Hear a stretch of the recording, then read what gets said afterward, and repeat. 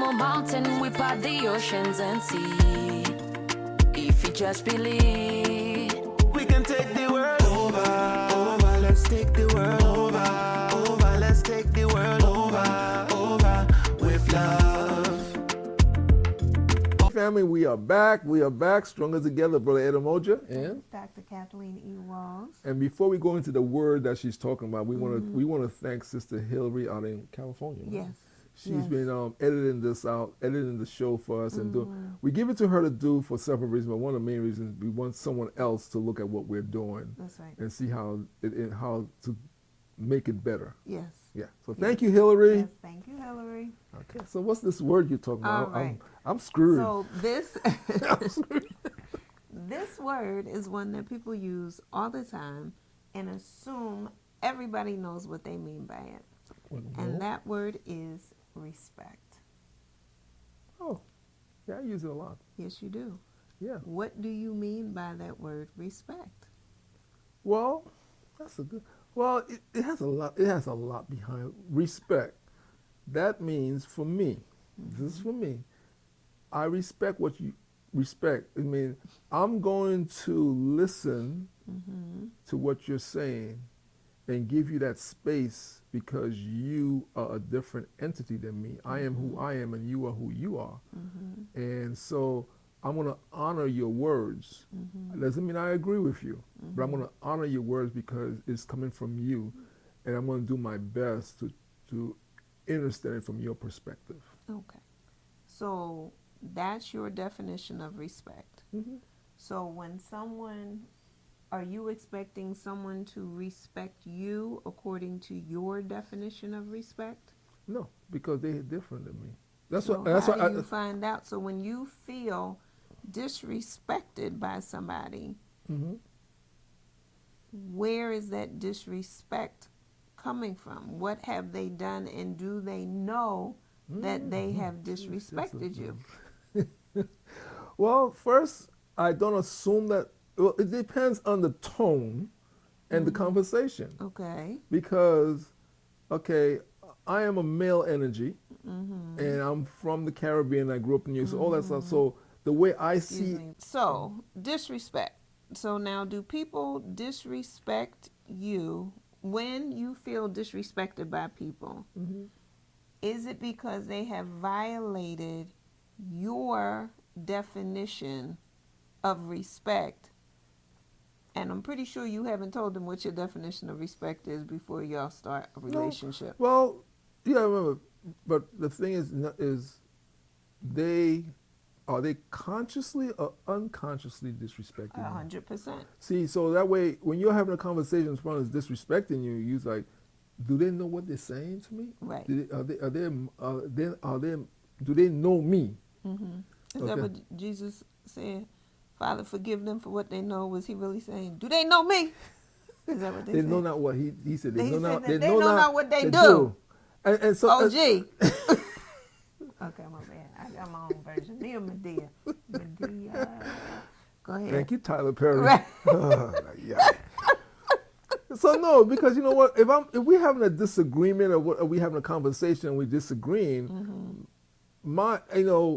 there's a lot of ways you could handle it. You could become an alpha male and you're like, or you could be an alpha male that understands that we are two different individuals, and where we come from is different. For example, I'll give you.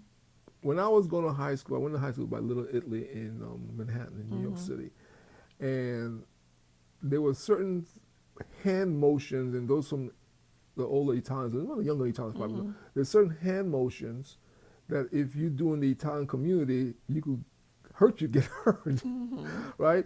They're deemed disrespectful. Exactly. So very disrespectful. Exactly. Same in Islam, there's certain hand motions and certain things you don't do. It's in your right hand, your left hand, you don't do, right? So once you understand that culture or those people's way of lifestyle, if you don't know them, then you unconsciously disrespect it. Now that person could say, we don't do that in this community, or we don't do that in our culture. Now once they told you that, you move it from unconscious to conscious. Yeah, now you could consciously continue to do it. Right. and then it's an issue. Now you're purposely being Disrespectful. disrespectful. But when I did not know, you told me, they're going to say, okay, well, he didn't know, she didn't know. Let's teach get them a the way. pass. And that's why before you go to any country, you try to find out certain things about the culture you're going into, so that way you don't disrespect them. You know, so. That was like when I went to Ghana, and I see you're wearing the Yes. shirt that I got you. The year of the return My was wife 2019. got me this shirt. That's right, when I was teaching and living in Accra, Ghana. One of the things that they told me as soon as I got there was that you don't take pictures of people without permission. And so to be very mindful of that, because I was in the car like ready to film and take pictures, and you see the kids and all types of stuff, and they were like, no, you don't do that. And so I respectfully, for another culture, I was made aware, and I stopped immediately. And there's a lot of countries that's something that is looked down on. In fact, I was in Tobago, Trinidad and Tobago. I was in Tobago, and we went down to this part of this fisherman, this younger and older fisherman was there, and so I said, can I take some pictures of you? I always usually ask people, because can I take some pictures of you? And the young guys were like, yeah. The old people were like, oh, no, you're taking my spirit with you. You're taking my, and so I was like, wow. And so at that point, I made sure I did not take any images of the older or the elders who didn't want it. Now, there was a couple of elders who let me do it, but the young people were down with it. And so at that point, I could have said, I'll take pictures back. Right. And that's been disrespectful. 100%. So my thing was, at that point, I said to them, I said, okay, who let me take their pictures? Yes. And then I think like 100% of all the young people like, yeah. And some of the elders like, okay, and some of the other elders move away. And then when they move away, I said, thank you. And I told to them, I said, thank you very much. Because, they were teaching me That's right. at that point. And That's it was right. up to me, do I want to learn or not? And am I going to That's right. respect it? That's right. So coming down to you about the word respect is having communications with that person to understand where they're coming from and what they seem to have issues with and what they feel you're violating them with. So there's a lot of that word respect. I think to make it work correctly is just the communications. Because I could say, no, like I don't eat meat. I don't eat red meat. I don't eat chicken. I don't eat red meat. I eat fish. So people say, before I go somewhere, I always tell people, I don't eat, no disrespect to your culture, but I don't eat red meat or chicken. I'll eat fish. So I let them know straight up in the front. So when I come in, they know. Okay. Growing up, one of the disrespectful things I really came in face to face with a lot of elders who are older, elders or people older than me. I said, I don't drink alcohol. Right. They said, oh man, you're a man. You can drink alcohol. Come on, you're a man. And when I got to the point, I said, what does my manhood have to do with me not drinking alcohol? Right. And they look at me and they couldn't really give me a good answer.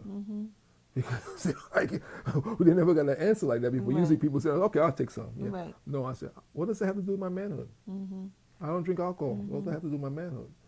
And so as I got older, I don't get that anymore. But when I was in my 20s and stuff like that, I thought I got that a lot. And so that to me was very disrespectful. And I addressed it to the point where I had to find an answer, a comeback.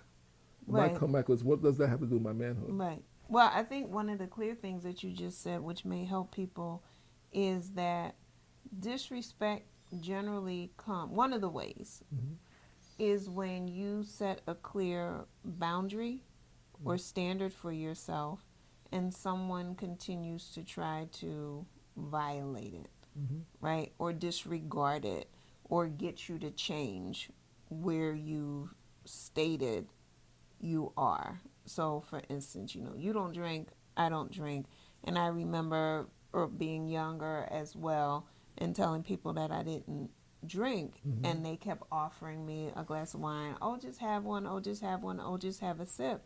And I've said, no, I don't drink alcohol. And they just literally kept badgering me. And then finally I said, why are you bullying me? And they were like, I'm not bullying. I said, you are. I said, because how many times have I told you Daggone that it. I don't drink, that I'm not interested? I've been polite, I've been clear, and yet you've been insistent to try to get me to do something that I don't want to do. So I don't know what else to call it at this point. And I'm talking just like this, I'm not yelling, which is now forcing them to realize, wait a minute, this person has said that they don't want this. So I mention that because here in these scenarios, we were very clear. A lot of times in scenarios, though, people aren't as clear. And they're saying, you've disrespected me, but you haven't even explained what respect means to you or how the person has disrespected you. Because, as we talked about earlier, we're coming from different backgrounds, we're coming from different life experiences. I know when I moved to Texas, and my friend's grandmother, it was her little brother. He was 7, 8 years old. And he said to me when his grandmother addressed me, and I said, yes. And he said, you better say ma'am. And I was like, what? And he was like, don't be disrespectful. You better say ma'am. And I said, what are you talking about? Like I said, yes. He said, you have to say ma'am. And you could see all of the like fear in his eyes.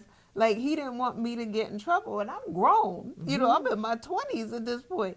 And he's just like, no. But I learned, although saying yes in the North was deemed very polite, right? Because I'm not saying yeah or what. Yeah, you're saying yes. But not saying ma'am in the South was deemed impolite, and specifically within that household. And so I learned very quickly to fall in line, right? It was no longer unconscious unknowing. It was very conscious that this is what I needed to do. And then I paid attention to all the other adults around me who referenced this elder as ma'am whenever no ma'am, yes ma'am. And I was like, well, I'm only in my 20s and this person in their 50s is yes ma'am, yes ma'am. Exactly. So, you know, so, but it was clear on the rule, the respectful rules of engagement. And so having these conversations about what you mean by these words, because there's a lot of people who are feeling violated, but the person who is quote unquote doing the violation is completely unaware that they're doing that. And like I said, and that comes down to communications. That's what it comes down to, communications, because and slowing it down and getting clarity. I think as you get older, and mostly now as the world's getting smaller, we could travel much faster, much easier now. As we move across cultures, we have to remember that they have different rules of engagement that we don't have. So it behooves us to try our best to learn the basics before we even go. You know, as you're saying that, I remember when the movie, one of the Sex and the City movies came out, and they went to, I believe it was Dubai, and they needed covering. And there was a scene in the movie, and it was a question, and then there were certain behaviors that they weren't allowed to exhibit.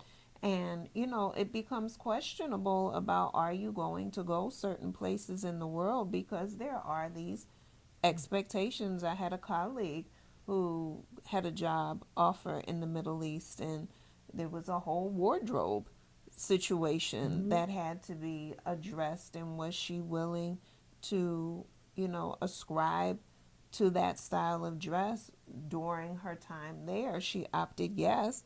This is a choice. It's the same thing. I've worked within friends organizations where they address me by my first name. And so here are little 4-year-old kids calling me Kathleen. And there are some families having conniptions because they're not calling me Miss Kathleen, Dr. Kathleen, Miss Walls, Dr. Walls. And I'm saying, the moment I signed that contract with that particular space was the moment I agreed to that's how I would be addressed. But I know other people who signed the contract and said, I don't care, I'm not being addressed that way. And, you know, to each their own. But it's a matter of having the conversation first with self, right, and getting clarity on what this means, and then having it outward with someone else. Yeah, I mean, and I think that comes down as you go across cultures. For me, I grew up in Crown Heights, Brooklyn, right? And at one point I was working in a grocery store, and I work at the register, and when the Hebrew women came in to shop, you know, my thing, and I came from one community to another community, and they gave me their money, and I went to give them their money back in their hand, and they'll pull their hand back, and they were like, I wasn't allowed to touch them, so I had to put them. So I was like, the first time I was like, what's wrong with her? What's wrong with these people? And then the guy came and said, they cannot touch your hand. They just put the money put the change on the counter for them. And I was like, oh, okay. So within that day, I was just like, okay. I put the change on the counter for them. Yeah. And so then there was a mixture of non-Hebrew. There was like women who were not Hebrew coming in shopping and stuff like that. So I just said to my Ed, you know what? This is gonna say, let's put all the money. Right. let's put everything on the counter for them, because I didn't know. Right. You know, but no, you could tell by the dress and and then there was other little things in there. So I just when I was in that community working at that grocery store, I just spoke to the people and then there was a Hebrew brother I was working with, really nice guy, and he started breaking things down for me and stuff with it, and it's like, oh, okay. And we became good friends because he saw I wanted to learn. Right. And I was asking him questions, and he'll answer the questions, and he was really nice to me. He would explain. I said, okay, thanks, man, thanks a lot, because I was like, it wasn't a culture shock for me, but it was a culture opening for me. Yeah. That I found out. I mean, I lived in Crown Heights, Brooklyn, and then so when I went into that side of Crown Heights, where there was more Hasidic Jews, I learned more about their culture, and it was cool. This is back in the late 70s, early 80s, and stuff. Late 70s, I was in high school, and so I learned a lot about their culture, and that helped me when I went to school in Florida and Alabama. It's just like it just put me in the mindset that different people, different cultures. There, just learn from them. Yeah. And so, and that was an opening for me, being in high school and working in the Jewish community and learning so much. And then, and they had the Hebrews and they had the Palestinians. So I was learning so much, and it was a real eye opener. So you talk about respect was just, I think that's probably one of my first outside my culture, because in my culture, grew up in the Caribbean. When I was up in St. Lucia, yes, ma'am, yes, Mr. So, yes, Mr. So and so, yes, Mr. So. And if you did not say Mr. So or Mr. So, by the time I got home, my grandparents knew about it, and they was like, "Why did you disrespect our house, my house, the whole house, the whole house?" Right. And those who were listening, disrespected the person and disrespected our house. Because hey, you had an elder walk by your house, and you just said, "Hi, Miss, hi, cat." Like, we have Mr. So-and-so, Mr. So. And they'll go back to my grandpa, Mr. Ford said, no, I saw your grandson, and he just addressed me like so. I was like, oh, yeah. So, it's something, I think, respect is just learning communications, learning the person's culture. You don't have to agree with it. It's just honoring it. Yeah. I won't say, you don't want to use words of respect. Honor where you are and who the people are you're dealing with. And that's stronger together because we all live on one planet. So, we get stronger together when we respect each other's differences and honor the differences. You don't have to like it. I'm not saying you have to accept it, but just respect it. Yeah. And that's what I do. I always tell people, hey, I don't have to agree with you, but I will respect where you're coming from. So I'll listen to you. I'll let you know if I agree or disagree with you, but just let you know that doesn't say I disrespect. I'm doing my best not to disrespect you, but no, this and that. Right. All right. So stronger together. Stronger together. It's more than and I think that's spiritually. And going back to the male-female energy and all this stuff. It's just about respect where the person's coming from. Yeah. And who they are. And it's learning. It's great to learn different languages, different cultures and stuff like that. Because then you can move. And if you're in a business, it helps your business grow across boundaries. Yeah. Because I could go into certain communities I grew up in, and they know me. And they say, "Oh, brother Mojo, brother Ed, yeah, man, we, and like even like I walk into a Muslim, and I'll say Assalamu alaikum, they look at me like, and I'll say Kif halak, and say, I say little words to them, and I could see the difference in their face, because they know I'm not. That's not my culture, but I'm extending myself by using a couple of words in their language, and they're like, oh. Right. They're like, you know, and that's, are you Muslim? I was like, no, you. I said, no, but I respect where you come. Let's learn your Right. words, and, Right. they're cool, Right. and they remember when I come back in the store. Of course. Yeah. Right. You're validating their existence and their difference Yes. and appreciating them. Yeah, and it's really cool. And then they give me words to use. They say, oh, you want to use this word like this, you know? You know, like, oh, really? Yeah. Say, add this to the word. And they say, oh, yes, add this to the word. Right, right. And you see their faces light up because they're like, oh, yeah, we teach you. Like, okay, cool. You know, it's really cool. I enjoy it, and it makes us stronger together. And I think that's the one thing about that. Yeah. Yeah. So I think it's important that people have these conversations. Yeah, You know, we hope that this conversation sparks you to have a conversation with your loved ones, your neighbors, and coworkers. Even like when we sit here and we're doing the show, you see where my arm is. I'm holding her like this. She like, but you know what? Because she's so nice. I always tell people I enjoy my wife. I have fun with her. So I like holding on to her. I like being around her. We have fun together. Because the stronger together moves us in that direction to where. Once again, we don't agree all the time, but you know what? We have fun, and when we don't agree with each other, we break it down. We might never agree on that topic, but you know, at least we know why we don't agree. That's right. And I think that's something for couples. You know, for us, you know, I enjoy having her next to me, and sometimes I enjoy having her not next to me. But that's real. That's real. That's a conversation too. That's not like leave me alone. Leave me alone. Yes. And that's exactly what he said. I said, leave me alone, you know. And she'll look at me and she's like, you know, and she has respected that when we first time, but now we at the point where she respects that. I said, leave me alone. I'll look at her and say, leave me alone. And she just like, she will turn around and go right back. And later on we'll talk about it. We might not talk about it, but she knows. She knows my tones. Like I said, she knows my tones. And sometimes I'd say something, and she just like, and she just give me these little fingers, finger notes and stuff. And I just leave her alone.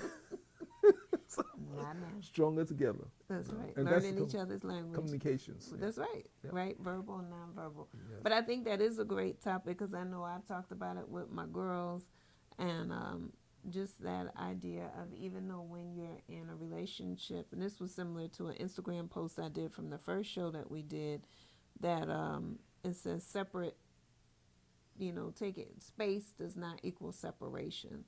That sometimes you need time apart. And I think that's important. So I think that's a topic we can talk about on our next show. We have another show coming up? We got another show coming up. You see, we're stronger together, huh? That's right. That's right. I gotta find a t-shirt to wear. All right. All right, y'all. Well, family, it was nice talking to you. Hopefully we said something that will help you, make you think. Yes. We're not better than you. We're just sharing what we have with you, and hopefully learning along the way. And hopefully, you know, it will help you if you have a bump in the road. It'll help you with your bumps, and you know, and it makes the world a better place. That's right. So we love you. Take care and be. God bless. God bless. All right.